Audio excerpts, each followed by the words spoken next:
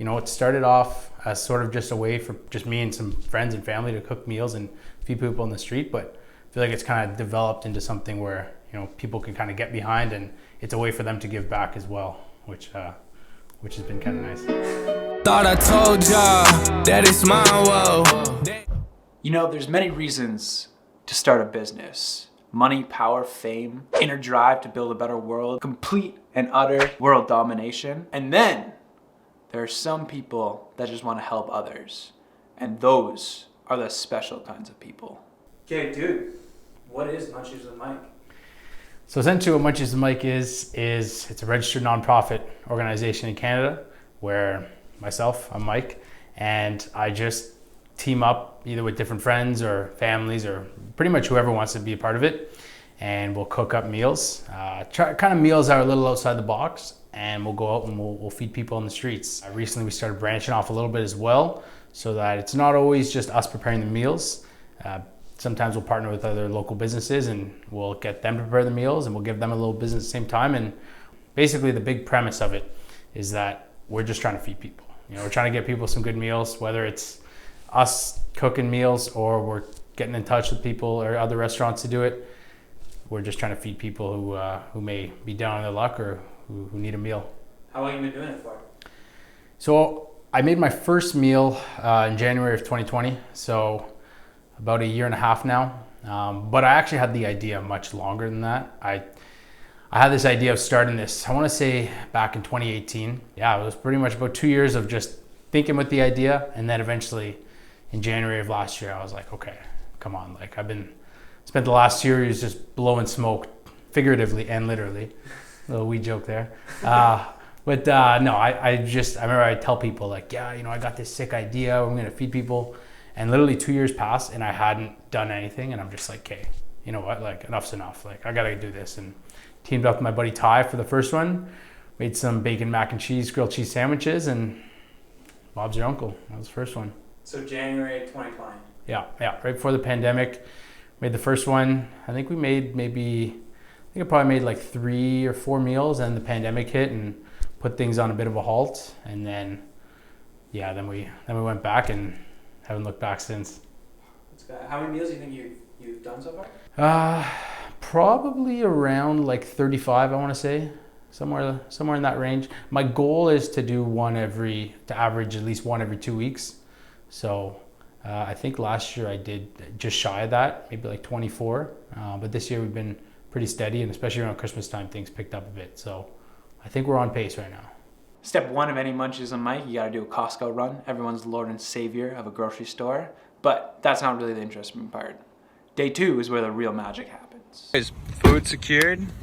Cooking tomorrow. Okay, it's day 2, aka showtime.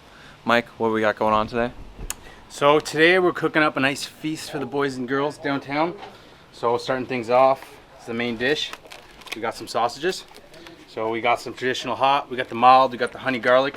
We got Barrelwood Manufacturing over here. He's gonna be manning that grill, crushing those sausages. While at the same time, I'll be prepping up the salads. So we got a couple here, a little bit of potato salad, a little bit of Mediterranean salad, which that guy at Costco was just absolutely buzzing about.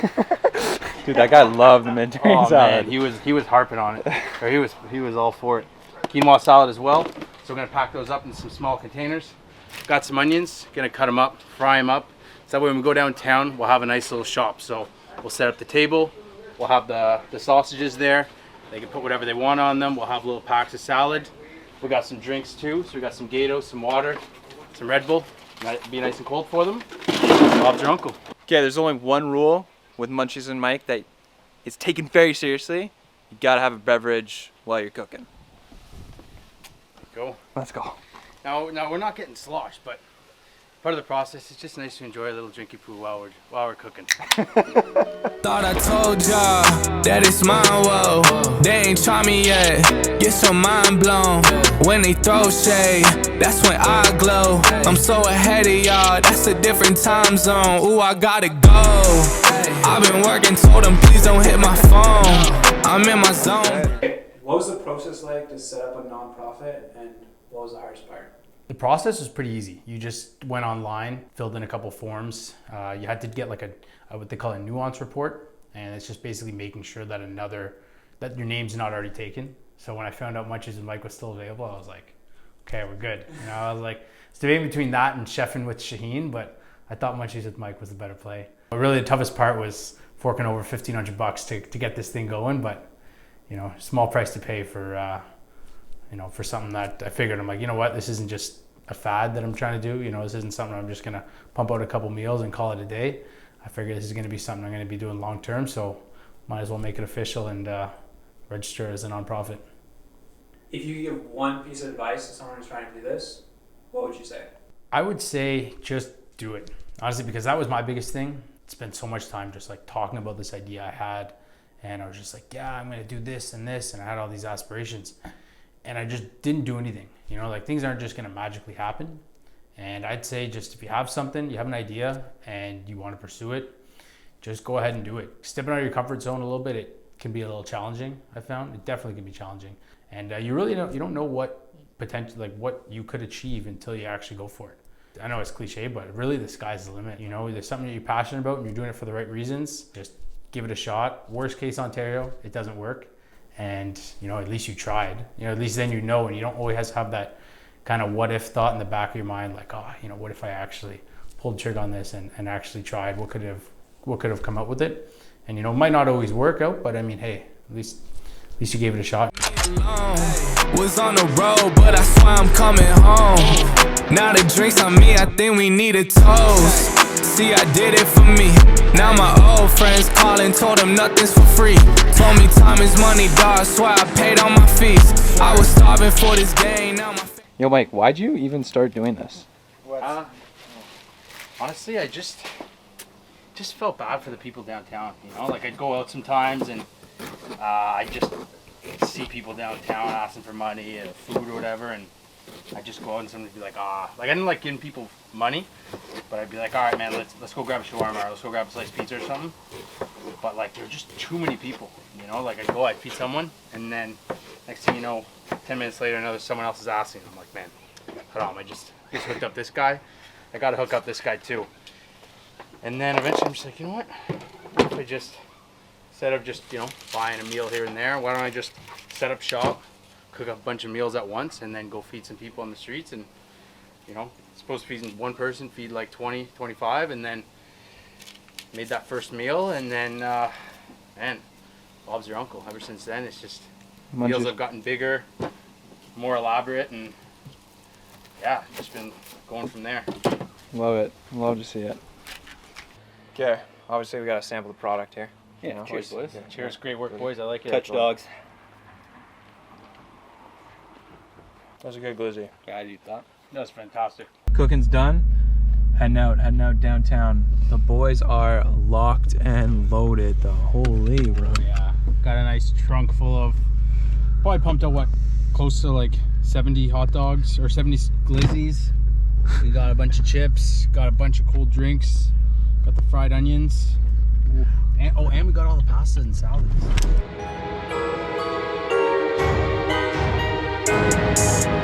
Catch me ballin' like a Mike J. Need $100 grand, I told him more, walk away. 100 with me.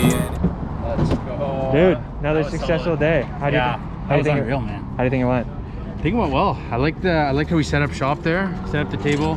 People just came to us. Food only lasted probably like 25 minutes, I'd say, and man, people were buzzing. People were just helping themselves and dressing up their dogs as they liked, and yeah, man, that was good. Oh, can people donate to you? Yes, people can definitely donate.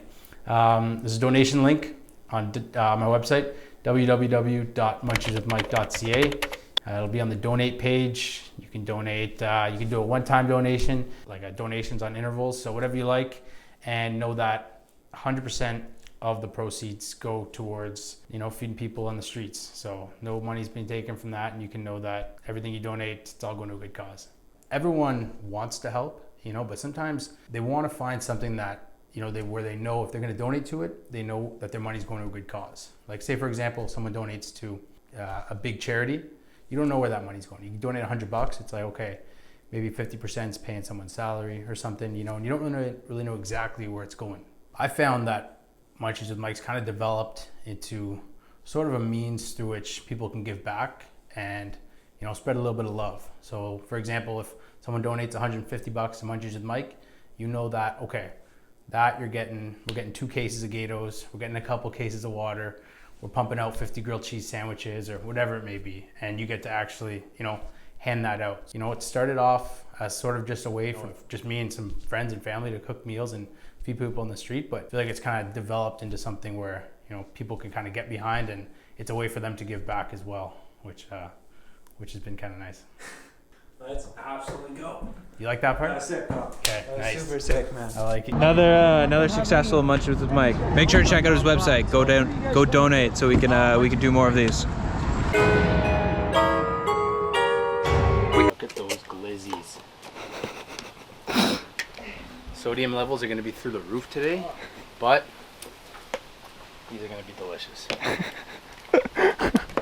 You know, there's something that you're passionate about and you're doing it for the right reasons, just give it a shot. Worst case Ontario, it doesn't work.